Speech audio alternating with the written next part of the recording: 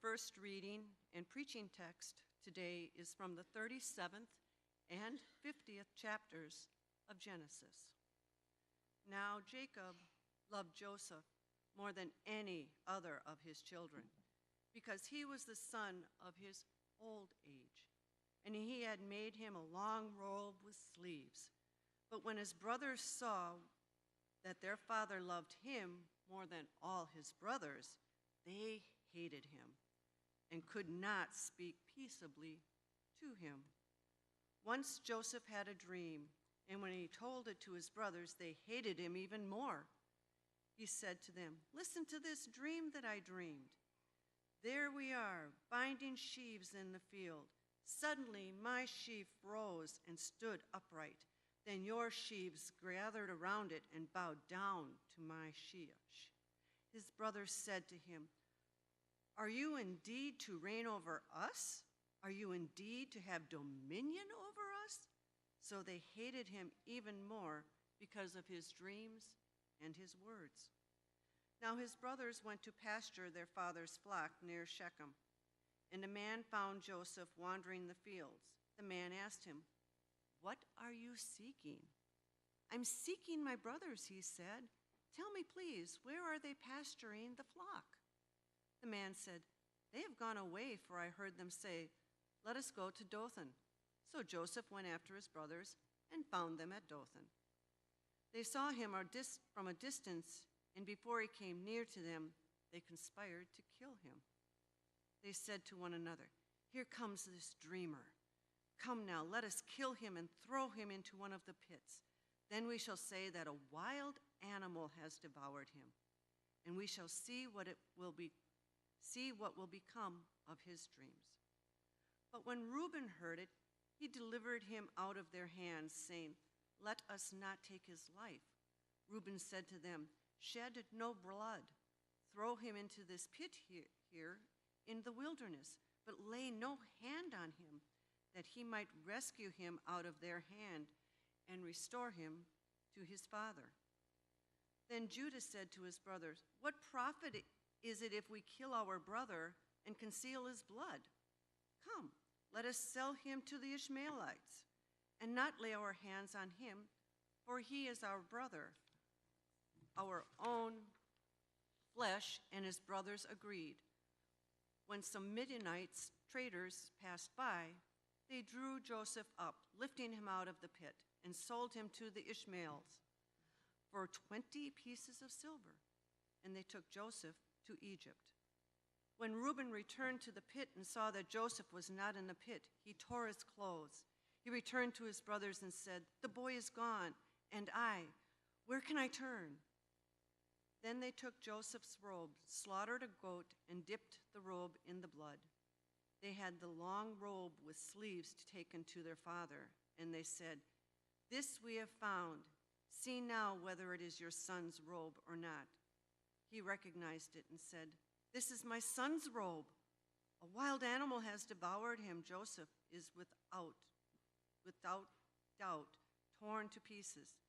Then Jacob tore his garments and put sackcloth on his loins and mourned for his son for many days. All his sons and all his daughters sought to comfort him, but he refused to be comforted and said, "No, I shall go down to Sheol to my son mourning." Thus his father bewailed him. Meanwhile, the Midianites had sold him to in Egypt to Potiphar, one of Pharaoh's officials, the captain of the guard. Over the next several years, Joseph remained faithful to God and rose in power under Pharaoh. Joseph provided for the needs of his family through times of famine and carried out his father's dying wish to be buried in the land of Canaan. Realizing that their father was dead, Joseph's brothers said, "What if Joseph still bears a grudge against us and pays us back in full for all the wrong that we did to him?" So they approached Joseph, saying, "Your father gave this instruction before he died. Say to Joseph, 'I beg you, forgive the crime of your brothers and the wrong they did in harming you. Now therefore, please forgive the crime of the servants of the God of your father.'" Joseph wept when they spoke to him. Then his brothers also wept, fell down before him, and said, "We are here as your slaves." But Joseph said to them, "Do not be afraid. Am I in the place of God? Even though you intended to do harm to me, God intended it for good, in order to preserve a numerous people as he is doing today. So have no fear, I myself will provide for you and your little ones." In this way he reassured them, speaking kindly to them. The word of the Lord. You get to listen to me talk for a little while. Well, friends, one of those stories that we've heard in the Bible recently is the story of Joseph. And the story of Joseph and his brothers, it takes on 13 chapters of Genesis. The last portion of the book of Genesis is all about Joseph and his brothers. And it tells the story of God being a promise keeper. And it's the story that begins with Abraham, that we heard Abraham and his descendants. So one of Abraham's descendants is his son Isaac. One of Isaac's sons is Jacob. Jacob then has 12 sons, so we begin to see that field of stars starting to expand. And one of Jacob's sons is Joseph. And through that promise of succession, God keeps his promises to work for good for the people who are God's chosen people. So Joseph and his brothers consume these 13 chapters of the book of Genesis. We read about Joseph being a favorite son of Jacob. Now, part of the reason that he might be the favorite son is that he's the son of Jacob's old age. Another reason is that he's the son of Rachel, who turns out to be Jacob's favorite wife. Jacob had 4 of them, and that's a whole other conversation to have. But in the family of these 12 brothers, we have Jacob, who is the youngest, being the favorite. And, of course, that creates some kind of sibling rivalry, right? We all know about sibling rivalry because it's happened maybe already in our homes this morning. Certainly it happened yesterday if we have children in our homes. Most of us can probably remember a good story about sibling rivalry in our own lives because it seems like one of the things that really drives us is that we want to be the favorite and we want to be the best. And I think that's partly what drives sibling rivalry.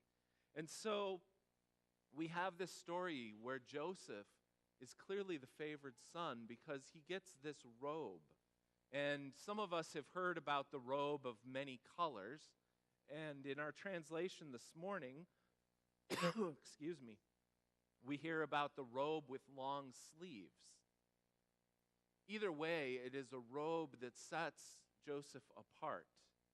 Potentially even a robe that sets him apart as being royalty or somebody of prominence in the community.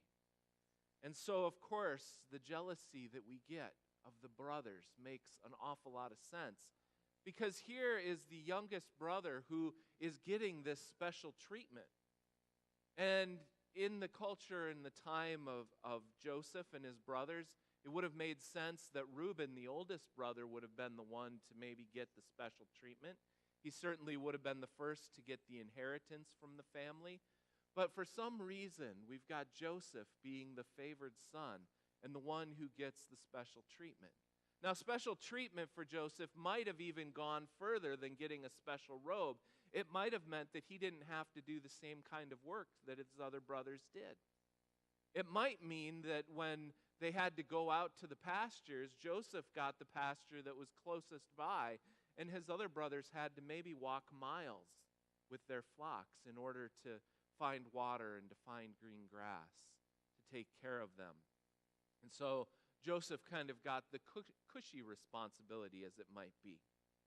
And in the time of Joseph and his brothers, there was an understanding that if this happened and you weren't in the right order, you got this as the youngest son, that there's a good reason for this jealousy to exist.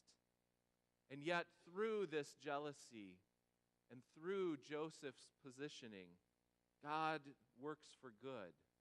for the story that is about to unfold.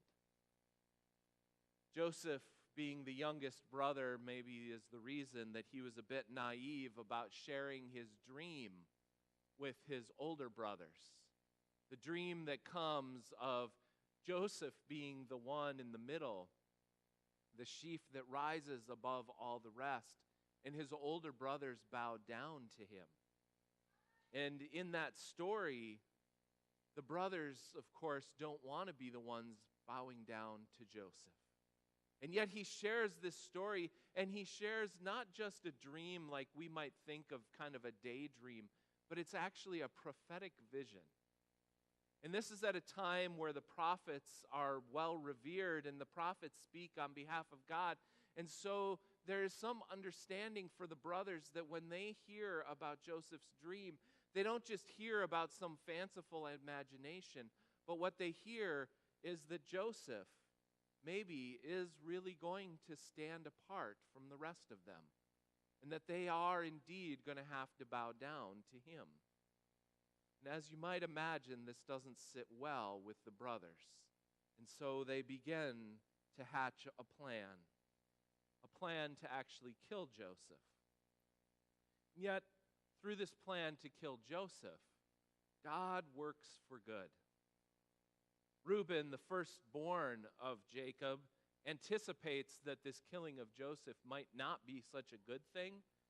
So he decides, you know what, there's these pits, maybe cisterns that are dry. Excuse me. These dry cisterns, let's put Joseph into one of those. And let's just leave him there for the day.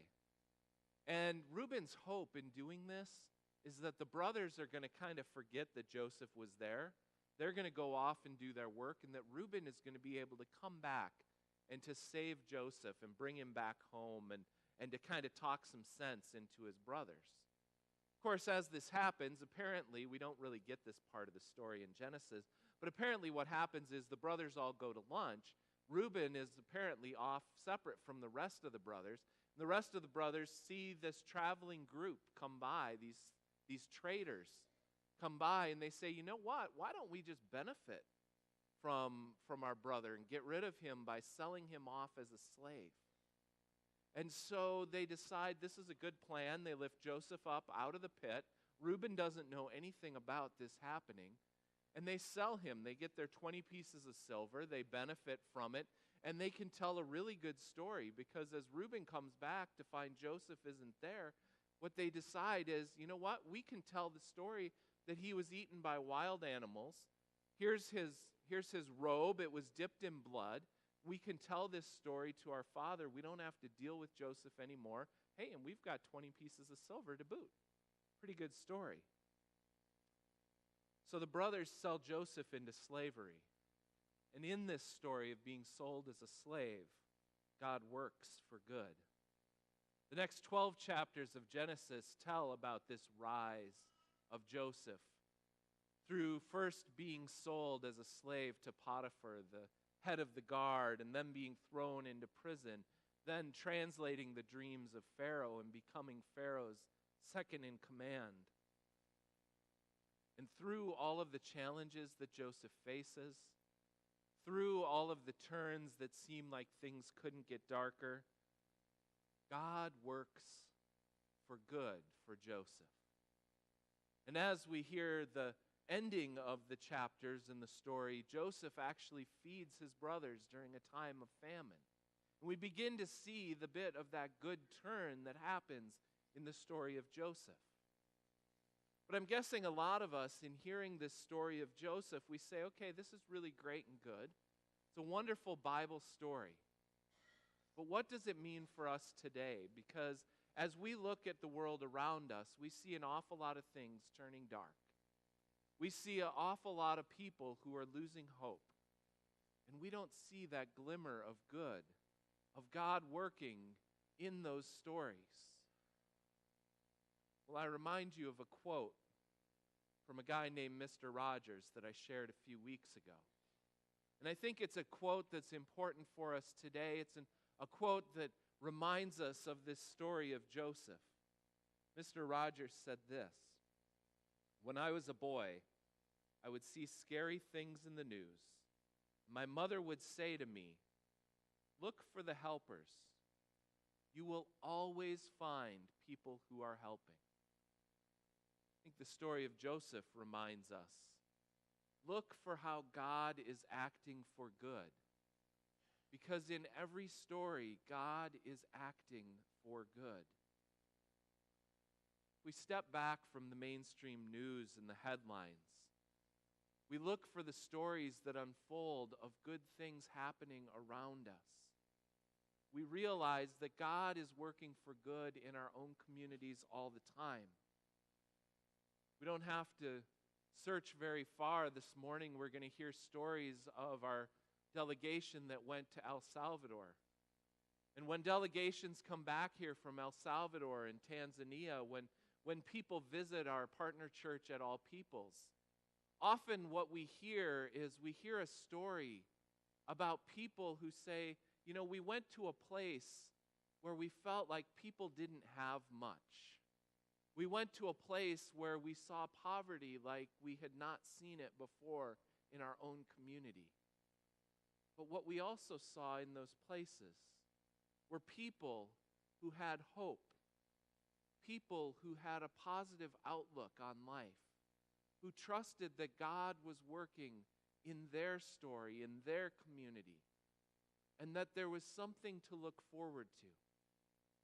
Sometimes the hope that the people share in El Salvador at Los Airways, in Tanzania at Akari Parish, the hope that they share is that people from St. John's care enough about them to come and hear their story, to learn their story and bring it back to other people so that their story can be told. That's God working for good in a story that otherwise seems to be dark. Sometimes we think we know the stories of other people without listening. Sometimes we think we have all of the answers for someone else's struggle. Sometimes we think there are simple solutions to the problems of the world around us. When we feel that way, pause. Be silent. Listen to God's voice, because sometimes God is calling us to be the good news that comes to the world around us. Sometimes God is calling us to be the good action in a world that seems dark and hopeless and full of fear. And every time we think we've heard the whole story, every time the moment turns so dark that we feel we best give up, that there's no hope for the world, that our voice doesn't matter, that we can't make a difference in the world, we should reread the story of Joseph to be reminded of these words that Joseph shares with his brothers at the end of the story. Don't be afraid. Am I God? You planned something bad for me, but God produced something good from it in order to save the lives of many people, just as He's doing today. Amen.